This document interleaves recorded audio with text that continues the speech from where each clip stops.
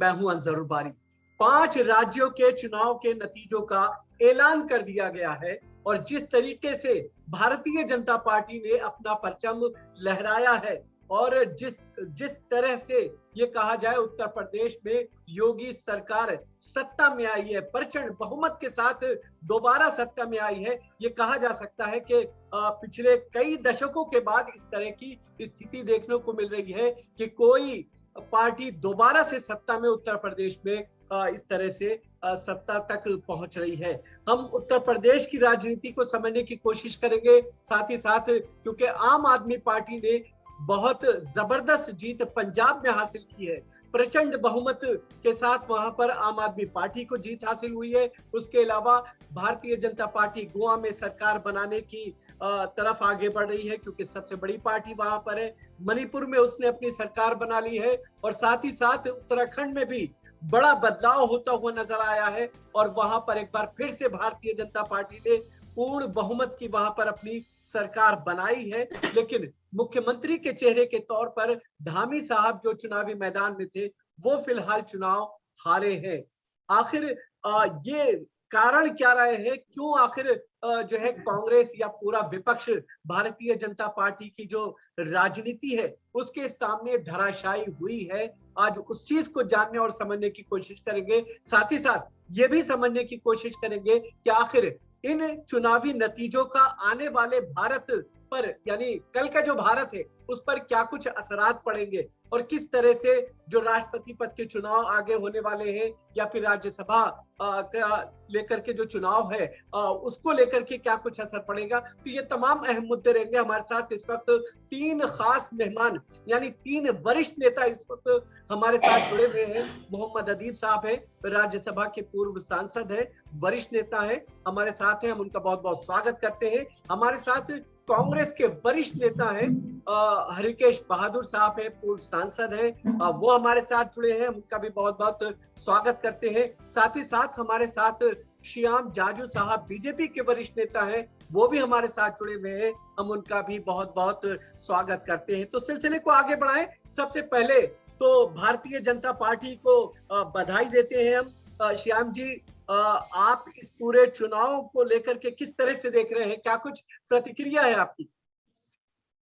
जिन 5 राज्यों में चुनाव संपन्न हुए हैं और आज जिनके परिणाम भी घोषित हुए, उन 5 राज्यों में सबसे बड़ा प्रदेश था उत्तर प्रदेश, जिस पर पूरे देश का ध्यान आकर्षित हो रहा था। इस उत्तर प्रदेश में गए 5 साल पहले योगी जी के नेतृत्व में हमने सरकार चलाई। उत्तर प्रदेश के इतिहास में आज तक कभी दूसरी सरकार रिपीट हुई नहीं थी। ये पहली बार है, इंदिरा गांधी जी की हत्या के बाद एक बार वो एक अपवादात्मक प्रसंग हुआ था, ये पहली बार है कि सरकार के बारे में एंटी इनकम्बेंसी ना रहते हुए प्रो इनकम्बेंसी थी। योगी जी का नेतृत्व और मोदी जी का मार्गदर्शन, इसके आधार पर आज मैं आपको कह सकता हूं कि बहुत ही अपेक्षा से भी बहुत अच्छे परिणाम उत्तर प्रदेश में आए हैं। लगभग 275 अभी सीटें वो बता रहे हैं, तो मुझे लगता है कि ये बहुत बड़ी बात भारतीय जनता पार्टी के लिए है। अगर आपसे ये समझे श्याम जी, अगर आपसे ये समझे कि आप किन मुद्दों को देख रहे हैं, क्योंकि आपने बताया एंटी इनकम्बेंसी पीछे रह गई, तमाम चीजें धराशायी होती हुई नजर आ रही, लेकिन वो मुद्दे क्या थे कि जिसकी वजह से उत्तर प्रदेश की जनता या 5 राज्यों में जिस तरह का मैंडेट इस वक्त जनता ने दिया है वो कहीं ना कहीं भारतीय जनता पार्टी के फेवर में जाता हुआ दिख रहा है, वो भी उस सूरत में जबकि कोरोना काल में बड़े पैमाने पर सरकार द्वारा ये कहा जा सकता है कि बड़ी उथल पुथल देखने को मिली थी, बेरोजगारी बहुत ज्यादा थी, ये तमाम की तमाम जो एंटी इनकम्बेंसी की शक्ल में चीजें आ रही थी, ये सब एक साइड हो गई और भारतीय जनता पार्टी प्रचंड बहुमत के साथ सत्ता में है। 2014 में जब से मोदी जी देश में राज शकट अपने हाथ में लिया है, हर चुनाव में भ्रष्टाचार के मुद्दे आते थे। इस बार हमने देखा कोई करप्शन का मुद्दे की चर्चा भी नहीं थी। विकास के मुद्दे पर चर्चा करने में हम यशस्वी रहे और जातीयवाद, प्रांतवाद, भाषावाद, इन सब बातों को ऊपर उठकर मोदी जी ने ये चुनाव को जिस प्रकार से उठाया और लोगों ने विकास के कामों पर ध्यान रखते हुए इस पर जो वोटिंग किया है, तो इसी का एक परिणाम मैं देख रहा हूं कि उत्तर प्रदेश का पिछले चुनाव में हमारा जो वोटिंग परसेंटेज था उसमें 6% की वृद्धि हुई है। 45%, 39% से 45% पर हम आए हैं। तो इसका ये परिणाम दिख रहा है कि ये विकास का एजेंडा लेकर जो हमने काम किया उसका ही परिणाम है कि हम मणिपुर में सत्ता में आ रहे हैं, गोवा में हम रिपीट हो रहे हैं, उत्तराखंड में भी आज तक कोई भी सरकार वापस दूसरी टर्म ले नहीं पाई थी। अल्टरनेट सरकार आने की इस प्रदेश की भी परंपरा थी। पहली बार उत्तराखंड ने भी ये परिपाटी तोड़कर वहां भारतीय जनता पार्टी की सरकार आई है। सभी जगह विकास के मुद्दे, गरीबों के लिए जो काम किया है केंद्र सरकार की मदद से पूरे राज्य सरकारों ने, फिर वैक्सीनेशन का काम किया है, कोरोना के कार्यकाल में राशन देने का काम किया है, और विशेषकर उत्तर प्रदेश में तो कानून व्यवस्था ठीक होना, गुंडागर्दी वहां की खत्म होना, महिलाओं को भी सुरक्षितता का एहसास देना, ये सब बातों का जो परिणाम मैं देख रहा हूं कि उत्तर प्रदेश में 24 घंटे बिजली जा रही है, ये पहली बार लोगों ने देखा है। इज्जत घर के मामले में डायरेक्ट बेनिफिट ट्रांसफर हुआ है, और महिलाओं के डायरेक्ट अकाउंट में केंद्र सरकार के सभी स्कीमों के जो पैसे गए उसका भी परिणाम है कि महिला वर्ग ने भी आगे आकर इस विकास के एजेंडे पर हमें साथ दिया है, और उसका परिणाम आज के रिजल्ट में हम देख पा रहे हैं। बिल्कुल, बहुत बड़ी संख्या में महिलाओं ने भारतीय जनता पार्टी को वोट दिया। हरकेश जी, अगर आपसे हम चीज को समझने की कोशिश करें, जिस तरह से कांग्रेस पार्टी, हालांकि प्रियंका गांधी को लेकर के जो ट्वीट किया गया है स्मृति ईरानी साहिबा की तरफ से, साफ तौर पे उन्होंने कहा कि वो पार्टी को एक तरह से मजबूती देने के लिए आई थी, बल्कि उन्होंने नुकसान पहुंचा दिया है। लेकिन अगर आपसे चीज को हम समझें, प्रियंका गांधी ने एक नारा दिया, लड़की हूं, लड़ सकती हूं, और एक तरह से पूरे समर में इस तरह की चीज दिखी कि कहीं ना कहीं कांग्रेस जो है कुछ स्टैंड करती हुई नजर आ रही है। लेकिन नतीजे जो है बिल्कुल उसके उलट आ रहे हैं, और कांग्रेस पहले से भी ज्यादा जो है ये कहा जा सकता है कि बुरी स्थिति में है। आप इसे कैसे देखेंगे? संजानंद भाई साहब, पहले एक बात मैं आपको क्लियर कर दूं जी कि कांग्रेस के बारे में कांग्रेस के प्रवक्ताओं से बात करिएगा तो बेहतर बताएंगे जी। हम लोग बाहर से इसको देख रहे हैं जो चीज़ों को, उससे मैं यही कहूँगा कि ये जो पूरा चुनाव परिणाम आया है, ये चुनाव परिणाम जैसा कि हमारे मित्र जाजू साहब अभी कह रहे थे, कुछ चीज़ें ऐसी हुई थी यूपी में जिनका की असर जनता के ऊपर पड़ा था। लेकिन मैं अगर इसको अपने ढंग से जो मैं सोचता हूँ, अगर उसको उस ढंग से उसकी व्याख्या करूँ, तो मैं कहूँगा कि भारतीय जनता पार्टी जो पहले जनसंघ के रूप में जानी जाती थी, और इसका जो मुख्य विचारक संगठन है वो आरएसएस है, जिसकी स्थापना सन 1920 और 30 के बीच में किसी समय में हुई थी।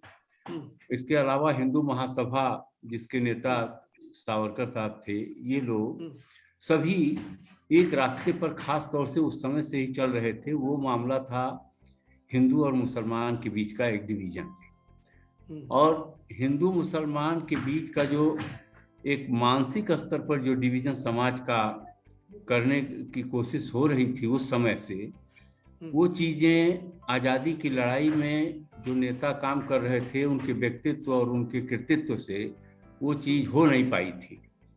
लेकिन जब देश आज़ाद हुआ और उस समय जो माहौल बना था वो सारे देश को मालूम है, उसके बारे में कहने की कोई आवश्यकता नहीं है। उसके बावजूद जो नेता देश का शासन सत्ता संभाले थे, उन लोगों ने भी समाज को इस आधार पर बंटने नहीं दिया था।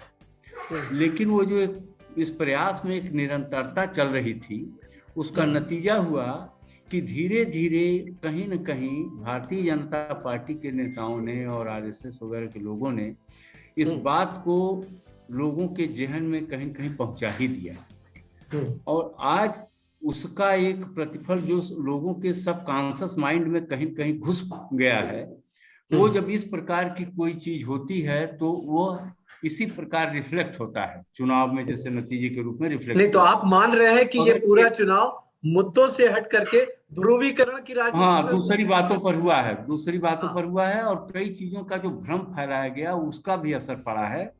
एक तो ये बात आई कि जो कम्युनल डिवाइड है ये लोगों के सबकॉन्शियस माइंड में गई हुई है। हमने बहुत से लोगों से बात किया, जो उनकी प्रतिक्रियाएं अगर मैं उसको बताऊं तो आप आश्चर्य करेंगे। वो समझते हैं कि ये पार्टी उनकी सेवियर बन गई है, रक्षक बन गई है, जबकि ऐसा कुछ है नहीं। कभी भी वो खतरे में नहीं थे। अगर कोई संघर्ष का वातावरण था तो पहले भी था, वो आज भी है। लेकिन जो लोग ये सब करते कराते थे, अगर वही लोगों के हाथ में सारी व्यवस्था आ गई है तो ये चीजें निश्चित रूप से नियंत्रित हो जाती हैं। तो खैर वो एक अलग विषय है, उस पर हम बहुत सवाल ये है कि कांग्रेस की इस तरह की जो दयनीय स्थिति देखने को मिल रही है, उसका कारण क्या है? कांग्रेस की दयनीय स्थिति के बारे में मैंने आपसे कहा ना कि आप प्रवक्ताओं से बात कीजिए, क्योंकि उसका जितना प्रयास था वो बहुत सतही था, उसको हम लोग बहुत बेहतर नहीं समझते हैं, लेकिन वो कांग्रेस के प्रवक्ता ही बेटर बता सकेंगे। लेकिन हम इसकी पूरी एक जनरल समीक्षा में 3 पॉइंट आपके सामने रख रहे हैं। एक तो ये जो इन लोगों का निरंतरता में एक प्रयास चल रहा था हिंदू मुस्लिम डिवाइड का, इसका असर पड़ा है, लोगों के सबकॉन्शियस माइंड में कहीं कहीं था। दूसरा, लॉ एंड ऑर्डर यूपी का बहुत ही खराब था। उसमें जो एक तरफा कुछ कार्रवाई की गई जिससे लोगों की लगा कि शायद लॉ एंड ऑर्डर कंट्रोल हो गया है। लॉ एंड ऑर्डर कंट्रोल नहीं हुआ। आपको पता ही होगा अलीगढ़ में कैसी घटनाएं हुई, बुलंदशहर में क्या हुआ, मेरठ में क्या होता रहा, कानपुर में क्या हुआ, हाथरस में क्या हुआ, ये सारी चीजें, उन्नाव में क्या हुआ, गोंडा, बस्ती, कई जगहों पर बहुत सारी घटनाएं घटी और खासतौर से महिलाओं के ऊपर बहुत अत्याचार हुए। वो लॉ एंड ऑर्डर की कोई बेहतरी का नमूना नहीं था।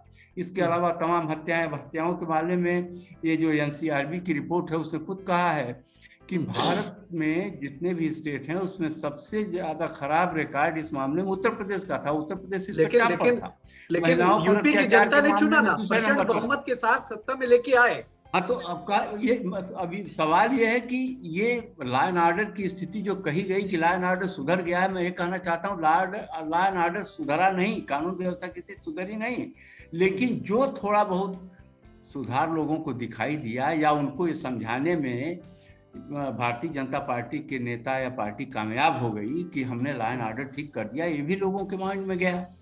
और तीसरी चीज जो मैं आपसे कह रहा हूँ, जो ये तमाम चीजें, राशन दिया गया, उज्ज्वला योजना के नाम पर जो गैस के सिलेंडर दिए गए, यदि गैस के सिलेंडर लोग भरा नहीं सके लेकिन वो हुआ, ये सब जो पैसा किसान सम्मान निधि के रूप में दिया गया 2-2 हजार रुपए हर 3-4 महीने के बाद, मकान, छोटे छोटे मकान कुछ गरीब लोगों को दिए गए, इन सब चीजों का प्रचार वो लोग करने में बहुत सफल रहे और लोगों को समझाने में सफल रहे कि हम आपके लिए काम कर रहे हैं।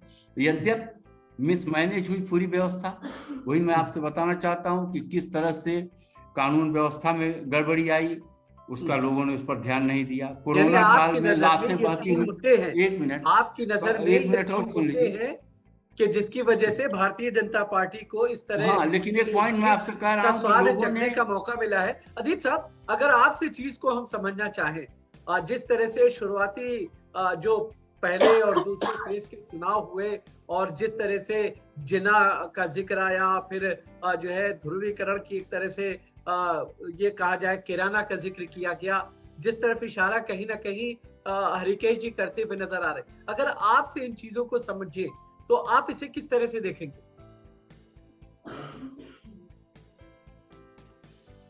अदीप साहब। अच्छा जी, देखिए, ये इस इलेक्शन से ये बात वाजे हो गई कि आप नौजवानों को नौकरी दें या न दें, इससे फर्क नहीं पड़ता। इस इलेक्शन से ये बात भी वाजे हो गई कि किसान सड़कों पर घूमे, किसान रात रात भर अपने खेतों को बचाए और घर 24 घंटे अपने फसल को बचाने के लिए फैमिली खराब करे। अब इस इलेक्शन से ये भी साबित हो गया कि नौकरियां कोई अहम बात नहीं है।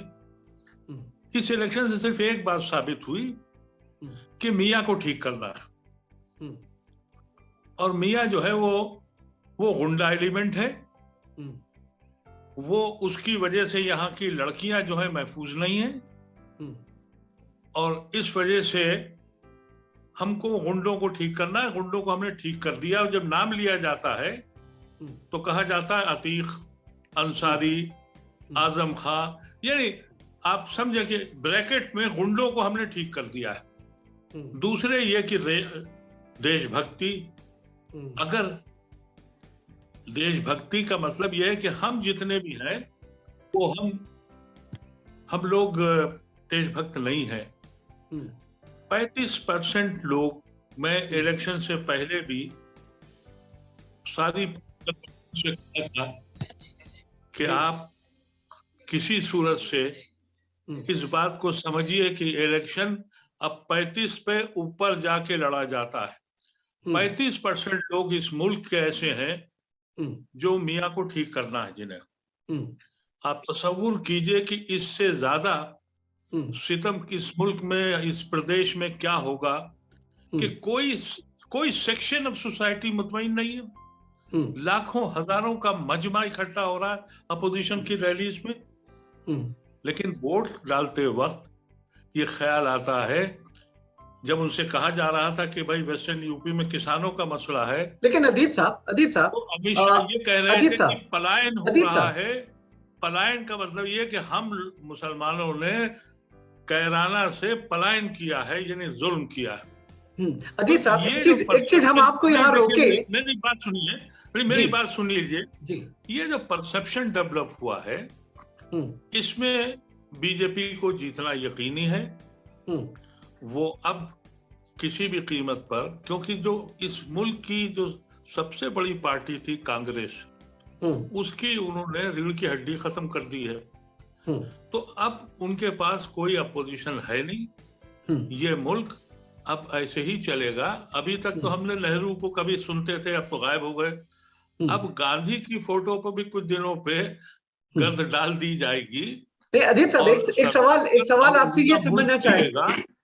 अदीब साहब, एक सवाल आपसे ये समझना चाहेंगे, आपने जो बात कही कि जो है मुसलमानों को एज ए विलन पेश किया गया और इस तरह की मेंटेलिटी जो है माहौल पेश किया गया, क्या मतलब? बिल्कुल बनाई जा रही है का माहौल। अरे अंजर साहब, मैंने तो 8 महीने पहले ये बात कही थी वीडियो में और आपके प्रोग्राम में कही थी।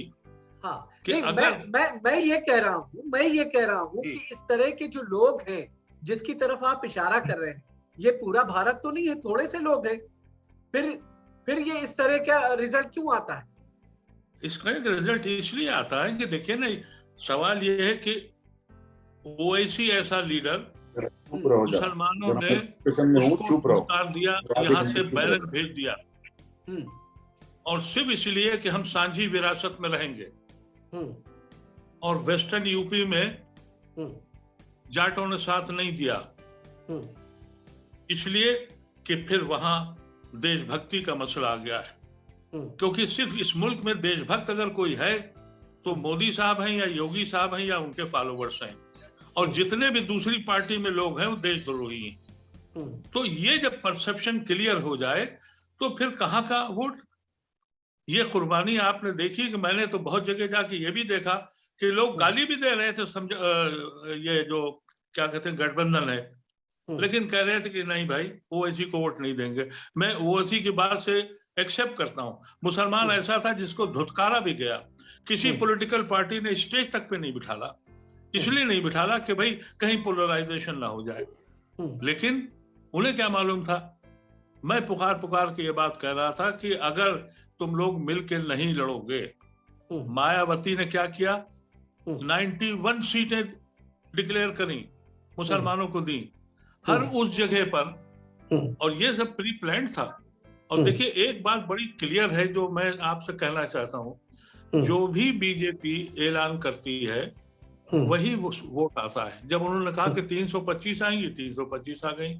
मैंने इनका इंटरनल वो देखा, 255 से 275 के बीच में वही आएगा।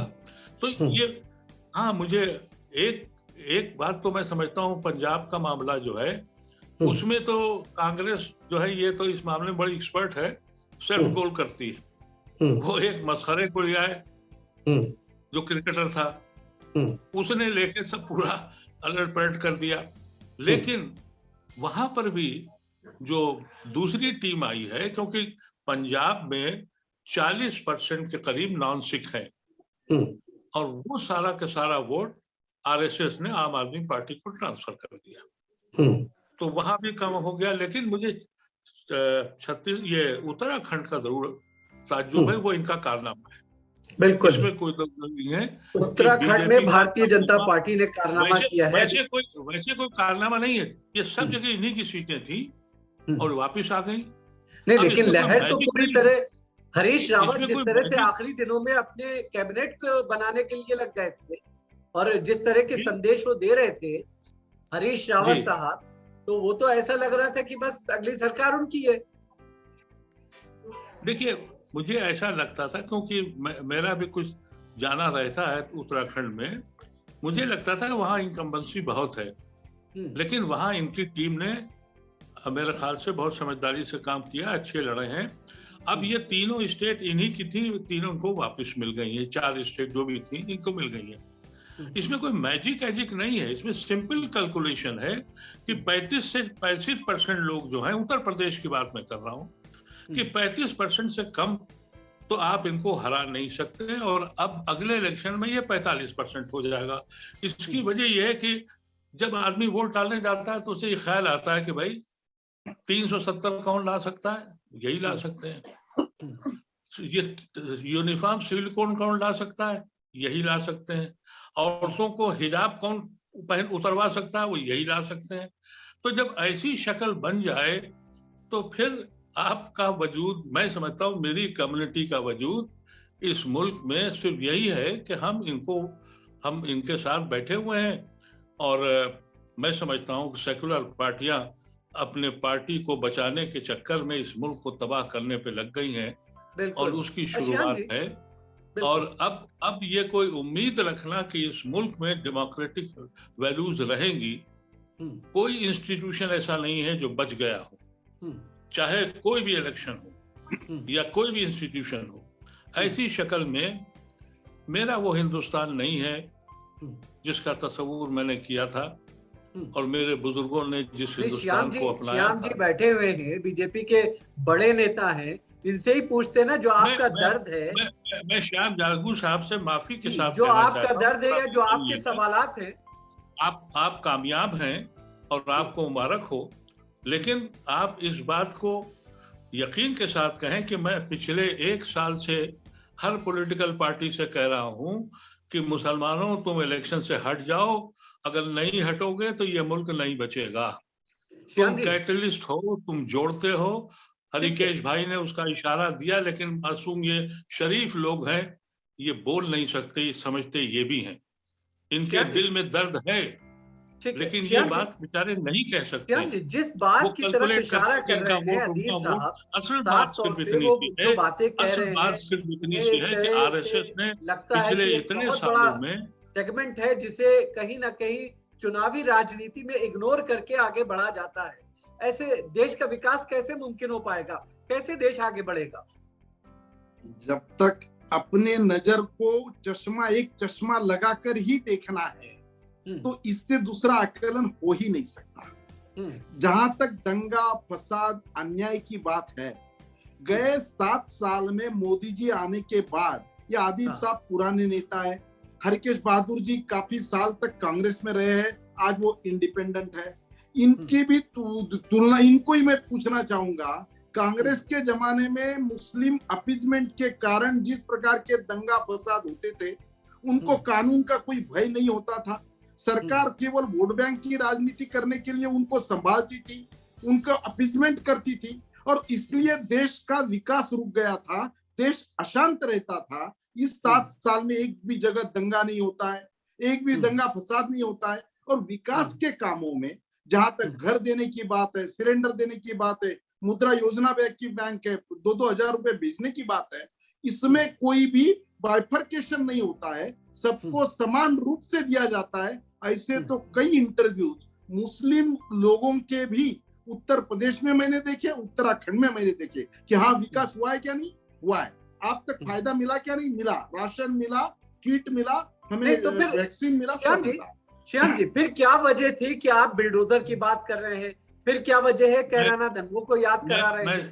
क्या वजह है सर? जहां तक सवाल है कानून व्यवस्था का, उत्तर प्रदेश ये सबसे गंदा कानून व्यवस्था वाला प्रदेश था। वहां अभी जहाँ की बातें कर रहे हैं, जहाँ का हाथरस है, लखीमपुर है, उन्नाव है, ये सभी जगह पे बीजेपी जीती है। जहाँ जहाँ आप इसीलिए सवाल खड़े हो रहे हैं। कैराना में भी हमारा वोट बढ़ा है। अभी आप दादागिरी करोगे, गुंडागर्दी करोगे तो भी सरकारी संरक्षण आपको मिलेगा, तो सब गुंडों को ये मालूम हो गया कि भाई एक तो जेल में जाना पड़ेगा, नहीं तो प्रदेश छोड़ के जाना पड़ेगा। अपने आप कानून व्यवस्था ठीक हो गई, वहां महिलाएं सुरक्षितता महसूस करने लगी। इसका बड़ा क्वालिटेटिव गुणवत्तात्मक फर्क उत्तर प्रदेश की जनता में आया है। और मोदी जी ये कानून में किसी का कॉम्प्रोमाइज नहीं करते, वो कोई भी हो, वो दुबे जैसा हिंदू ब्राह्मण भी हो, पर वो अगर गुंडा है तो उसको न्याय होना ही है। तो सिर्फ आपको दुबे ही दिख रहे हैं ना, बात आपको दुबे दिखते हैं, आप दुबे का नाम नहीं लेते हैं। आप नाम लेते हैं अतीक अहमद का, आप नाम लेते हैं आजम खान का, आप नाम लेते हैं मुख्तार अंसारी का। नहीं, सबके नाम लेते, किसी को हम छोड़ा नहीं, ना दुबे को छोड़ा है। तो ये पोलराइज करने का काम भी, ये पोलराइज करने का काम भी कांग्रेस पार्टी आज निग्लिजिबल जो हो गई, क्योंकि यही वोट बैंक था। इस वोट बैंक को केवल दंगा फसाद कराकर, उनको उकसाकर उनके वोट लेने का काम किया। लॉ एंड ऑर्डर जब वहां पर आती है और लोगों को ये एक चेहरा है, योगी ये चेहरा है जो लॉ एंड ऑर्डर कर सकता है, ये विकास का चेहरा है, ये करप्शन करता नहीं है, ये परंपरा के खिलाफ है, ये पारिवारिकवाद के खिलाफ है, ये न्याय कर सकता है। ऐसा जब विश्वास आता है तो वहां पर इस प्रकार का वोट परसेंटेज बढ़ता है। तो मुझे ऐसा लगता है कि कभी तो भी इसका भी आकलन करना चाहिए। बार बार वही आरोप, पोलराइज कौन कराता है भाई? हिंदू समाज तो ऐसा सहिष्णु समाज है, ये कभी पोलराइज होता ही नहीं है। पर आप उनको उकसाकर, इस प्रकार का भय दहशत देकर आप उनको ये करने में मजबूर करते हो, और उसका परिणाम इस प्रकार का व्यवहार। अदीब साहब कुछ कहना चाह रहे हैं? अदीब साहब जी, मैं जागू साहब की बात सही कह रहा हूं कि कांग्रेस ने मुसलमानों के साथ बड़ा अपीजमेंट किया। यानी औरतों को, मुसलमान औरतों से कहा कि तुम बुर्का पहनो, हम इजाजत देते हैं। इतना बड़ा अपीजमेंट। कांग्रेस ने मुसलमानों से कहा कि तुम मस्जिद में नमाज पढ़ लो, इतना बड़ा अपीजमेंट कर दिया। कांग्रेस में ये जो एक भी दंगे में दंगाइयों को शासन नहीं हुआ कांग्रेस के जमाने में। मथुरा में जो कहा गया कि खुले ये योगी जी का शासन है जो ऐसी गुंडागर्दी होने के बाद अगर कांग्रेस होती तो उन लोगों को जेल भेज देती, जेल में रखता है। जिन्होंने ये ऐलान किया था कि मुसलमानों का कत्लेआम करो। कांग्रेस ने ये काम नहीं किया। तो कांग्रेस ने बहुत अपीजमेंट किए हैं। आपने सबका साथ दिया है, खड़े खड़े लिंच किया है। कांग्रेस ने ये नहीं किया, अपीजमेंट किया। कांग्रेस पार्टी भुगत रही है ना। मैं कल गुड़गांव में हूँ, यहाँ पर इन्होंने कहा कि साहब आप नमाज नहीं पढ़ सकते, कांग्रेस होती तो पढ़वा देती। मैं आपकी बात से बिल्कुल बात करने की जरूरत ही नहीं बची। कांग्रेस ने इतना किया है। रखा नहीं है। नहीं, आपकी बात सबका साथ सबका विकास की बात बता रहा हूँ कि अगर कांग्रेस होती तो ये जो नकाबें उतारी जा रही हैं लड़कियों की, स्कूल में जाने से रोका जा रहा है, वो जरूर रुकवा देते। आपने बड़ा काम किया है। आपका सबका साथ का विकास का मॉडल हमको नहीं मालूम है, बल्कि पूरी दुनिया को मालूम है। और हम यूनाइटेड नेशन में 6 बार इस पे डिस्कस कर चुके हैं। और दुनिया की अब हिंदुस्तान को सेकुलर हिंदुस्तान नहीं मानती है। अगर आपको इस बात पे समझ आ जाए, अगर इस बात को आप समझ लें कि आप दुनिया में बदला जी पूरे विश्व में आप ठीक है। श्याम जी, अदीब साहब, आप दोनों से अनुरोध है कि हम हिंदू राष्ट्र को एक्सेप्ट करने को तैयार हैं। मसला कुछ होगा नहीं। हरिकेश जी, हम आपसे एक चीज समझना चाहेंगे। हरिकेश जी, आपसे एक चीज ये समझना चाहेंगे, जिस तरह का बहुमत पहले जो मिला है, आपको लगता है कि कल के भारत पर इसका क्या असर पड़ेगा? कल चूंकि मार्च में 31 मार्च को राज्यसभा बोलने दीजिए, आप हम आपकी बात समझ गए। चुनाव होना है। अरे छोड़िए राष्ट्रपति पद का चुनाव, राष्ट्रपति कोई हो ही जाएगा। लगता है कि राष्ट्रपति पद का चुनाव नहीं होगा? वो सब बातें उसको सब छोड़िए। जो सवाल उठे हैं बड़े गंभीर हैं, जिनके बारे में अभी आप चर्चा कर रहे हैं जी। अभी अदीब साहब ने जो बातें कहा है, मैं 100% उनकी बात से एग्री करता हूँ। कांग्रेस ने कोई अपीजमेंट नहीं किया, और जो दंगे होते थे उसमें बार बार नाम आता था कि आरएसएस के लोग और जनसंघ के लोग इसमें इन्वॉल्व हैं। और ये चीज कई बार उसकी जांच भी हुई, बहुत सारे लोगों के ऊपर उंगली भी उठी। जब इन्हीं लोगों के हाथ में शासन चला गया तो ये अपनी इमेज बचाने के लिए और दहशत फैला करके इन्होंने दंगों को रोकने की कोशिश की। और दंगे ना हो ये अच्छी बात है, हम लोगों ने दहशत नहीं फैलाया, हम लोगों में भाईचारा फैला करके ये चाहते थे कि इस तरह की घटना कभी ना हो। और कभी भी अगर कोई कार्रवाई हुई कांग्रेस पार्टी के टाइम, अगर कोई घटना ऐसी घटी तो कांग्रेस ने उन सारे लोगों के खिलाफ कार्रवाई की, चाहे वो हिंदू रहे हो या मुसलमान रहे हो या ईसाई रहे हो, कोई रहे हो, जिसने भी दंगा का काम किया होगा कांग्रेस ने सबके खिलाफ कार्रवाई की। लेकिन इस तरह की हरकतें कराने का काम यही हिंदू मुसलमान का डिवाइड पैदा करने वाली फोर्सेज हमेशा करती रही। और आपको बताऊं, जो उत्तर प्रदेश के अंदर अभी चुनाव हुआ है, आज जो बात कही जा रही है, उत्तर प्रदेश में कितना अत्याचार हुआ है, किस तरह से एनएसए और यूएपीए का इस्तेमाल हुआ और किन किन लोगों के खिलाफ हुआ और किन लोगों को छोड़ दिया गया, किस तरह से कुलदीप सिंह सेंगर के खिलाफ कार्रवाई नहीं हो रही थी, अगर कोर्ट न कहा होता तो क्या होता। टेनी आज मिनिस्टर बने हुए हैं, कांग्रेस की रिजीम होती, कोई भी प्राइम मिनिस्टर होता तो क्या है, जो मिनिस्टर बने रहते। ये लोग चाल चरित्र चेहरा की बात करते हैं, पार्टी विद डिफरेंस की बात करते हैं। जाजू साहब हमारे मित्र हैं, इसलिए मैं उनको बहुत ऑफेंड नहीं करना चाहता था, इसलिए जरा सा हल्के स्वर में मैं बात किया, लेकिन इन बातों का जवाब आप नहीं दे सकते। कोई नैतिक, देखिए संवैधानिक रूप से भी गलत है, नैतिक रूप से गलत है, गलत रूप से आज भी वो बने हुए हैं और उनके ऊपर मर्डर का केस है। आपको बता दूं जाजू साहब, पता लगाइए, अभी भी वो पेंडिंग पड़ा हुआ है। जो आपके मिनिस्टर हैं, आपके होम मिनिस्ट्री में जो तीनों मिनिस्टर्स हैं, उनका रिकॉर्ड जैसा है, सारा देश उसको जानता है। और आप तुलना करते हैं सरदार वल्लभ भाई पटेल से, जवाहरलाल नेहरू तुलना होती है। जवाहरलाल नेहरू के होम मिनिस्टर कौन थे? सरदार वल्लभ भाई पटेल थे, पंडित गोविंद बल्लभ पंत थे, लाल बहादुर शास्त्री थे, गुलजारी लाल नंदा थे। आप जवाहरलाल नेहरू से किसकी तुलना करते हैं? ये सारे बहुत बड़े बड़े लोग थे, उनके मुकाबले समय की एक मजबूरी भी होती है, समय की एक मजबूरी होती है। बहुत बहुत लोकतांत्रिक व्यवस्था चलाई जा रही थी, लोगों को उचित फ्रीडम दिया गया था। और कांग्रेस आज तो फ्रीडम डेंजर में है, डेमोक्रेसी डेंजर में है, फ्रीडम डेंजर में है। समय की मजबूरी है, आपने अखबार वालों के खिलाफ जाति की, नेताओं के ऊपर जाति की, और आगे फर्दर और ही करेंगे। फैसिज्म का सिद्धांत है कि विरोधियों को हरिकेश जी, समय की मजबूरी है, यही आपका समय रास्ता की मजबूरी है। इन लोगों के आप हमारे साथ जुड़े, हरिकेश जी आप हमारे साथ जुड़े, अदीब साहब आप हमारे साथ जुड़े, आप तीनों मेहमानों का बहुत बहुत शुक्रिया। हम जुड़े, हम अपनी बातें ही नहीं कर पाए। इस तरीके के चुनावी नतीजे आए हैं, जाहिर है कि आने वाले कल के भारत पर इसके जो है एक असरात पड़ेंगे। आगे जो है राज्यसभा का चुनाव है, राष्ट्रपति पद का चुनाव है, और फिर भारत जो एक नए निर्माण की जो बात की जा रही है, उसकी दशा और दिशा क्या कुछ होगी। क्योंकि इन दोनों वरिष्ठ नेताओं ने जिस तरह की बातें रखी है और श्याम जाजू साहब ने जो बातें कही है, तमाम बातों पर गौर किए जाने की जरूरत है। आप तीनों मेहमान जुड़े हमारे साथ, बहुत बहुत शुक्रिया।